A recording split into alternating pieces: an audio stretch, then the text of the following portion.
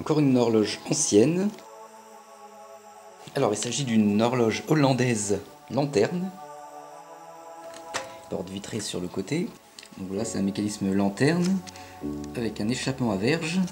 Donc la fourchette est sur le dessus. Donc le balancier se met ici et il est fixé sur la console. La console que je n'ai pas encore apportée mais que je vous ferai voir après. Alors voici les décorations. Je pensais que c'était du bronze au départ, mais c'est trop lourd. Après je pensais que c'était du plomb, en fait non, c'est carrément des décorations en étain. Le cadran est goupillé à la cage. J'ai enlevé les aiguilles. Là c'est l'aiguille des heures. Et devant, en fait il y a une toute petite aiguille pour éventuellement un réveil, car on distingue bien 3 jeux de trous. Alors ça c'est la sonnerie, ça c'est le mouvement. Donc il reste un trou pour mécanisme de réveil, mais il n'est pas présent. Soit il n'a jamais été monté, soit il a été retiré, ce qui arrive souvent. Donc je retire aussi la petite aiguille, l'aiguille des heures, et pour le cadran, retirer les goupilles. Voilà, les goupilles sont retirées. Doucement. Il y a des queues d'aronde en dessous. Et voici donc la cage. Je retire le timbre. Pour y voir un peu mieux,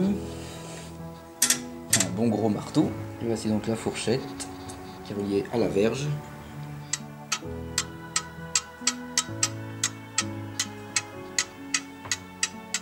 Et qui entraîne le balancier, qui, comme je l'ai dit tout à l'heure, le balancier est accroché, cette suspension à couteau, sur la console en bois qu'on verra à la fin de la vidéo. La roue des heures, le ressort de friction de l'aiguille du réveil qu'on a vu tout à l'heure avec la patte de déclenchement de réveil. Mais il n'y a aucun marteau supplémentaire, ni aucun levier, donc à mon avis le système de réveil n'a jamais été monté. Alors voici la chaussée, il y a un doigt assez surprenant sur la détente, il tourne de ce sens-là, un doigt monté sur ce ressort. Il n'y a même pas d'anti-retour, encore une étrangeté en horlogerie. L'axe du levier de marteau s'enlève en dévissant cet axe.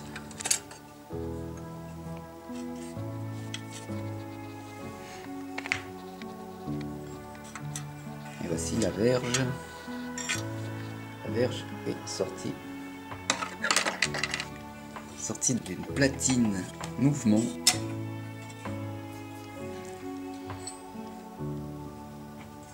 Rouage. Pour l'échappement.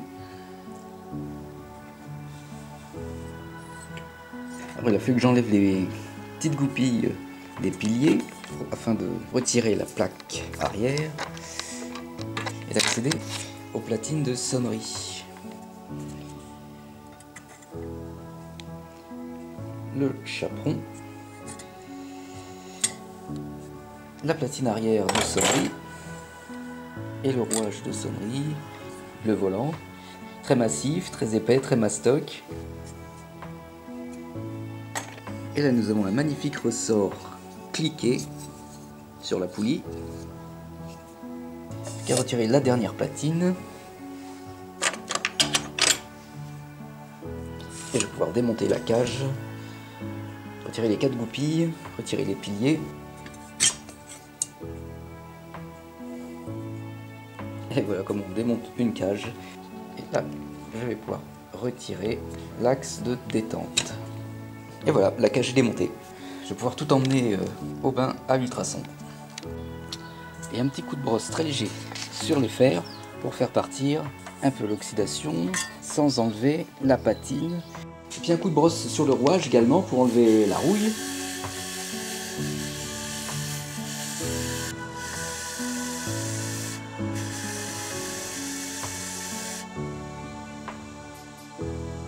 Voilà, les pièces sont sorties du bain, décapées, désoxydées, dérouillées, pour pouvoir passer au remontage.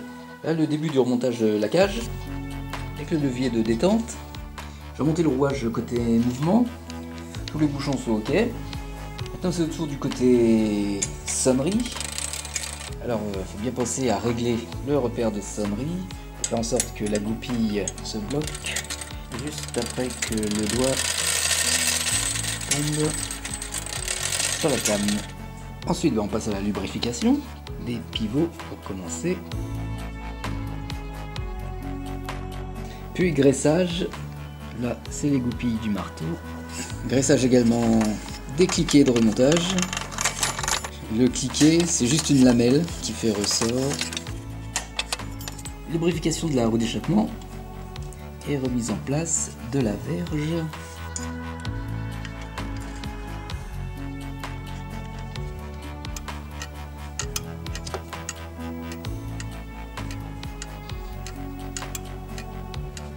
Et donc je viens de découvrir pourquoi le levier de déclenchement a le doigt monté sur ressort.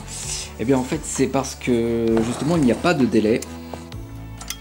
Voilà, la goupille pousse le doigt en premier, le levier monte, le levier monte, le levier monte, et là hop, à partir de ce moment là, la goupille ici est libérée. Ici il y a la came qui va soulever petit à petit ce bras là, qui est relié à cet axe là, qui est relié au levier de déclenchement, et la came est assez haute pour lever le doigt, et hop, le doigt monté sur ressort vient de repasser en arrière, et quand ce levier là redescendra, et bien le doigt se retrouve derrière la goupille, et en fait le mécanisme s'arrête. Et voilà, tout s'explique en fait. Maintenant je peux remonter la plaque arrière de la cage, qui est tenue par des queues d'aronde sur la plaque du dessus et du dessous. Et voici la console sur laquelle repose la pendule. Il y a même des petits picots pour la tenir. Et là, il y a la suspension à couteau. Comme je le dis au début de la vidéo, le balancier repose ici, sur la console. Voilà les portes. Alors il manquait un verre. J'ai fait un gabarit, découpé un verre qui est plus clair que celui d'origine, qui est assez teinté bleu-vert. Et là, je vais refaire une petite attache de porte. Et je refais une poignée de porte. Elle est taillée, il n'y a plus qu'à la mettre en place dans le trou. Et voilà.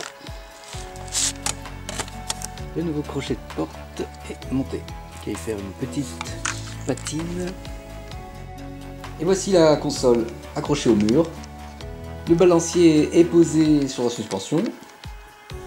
Voici le socle de la pendule qui repose sur la console, maintenu par des petits picots.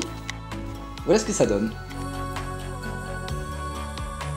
Il ne reste plus qu'à poser le mécanisme délicatement.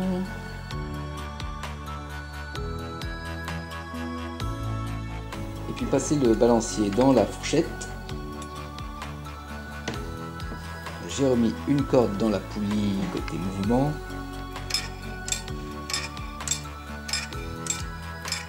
Et ben voilà, ça y est, le balancier est parti.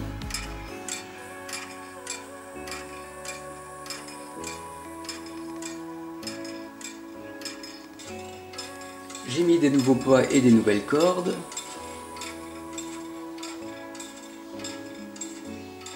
Et la pendule est terminée.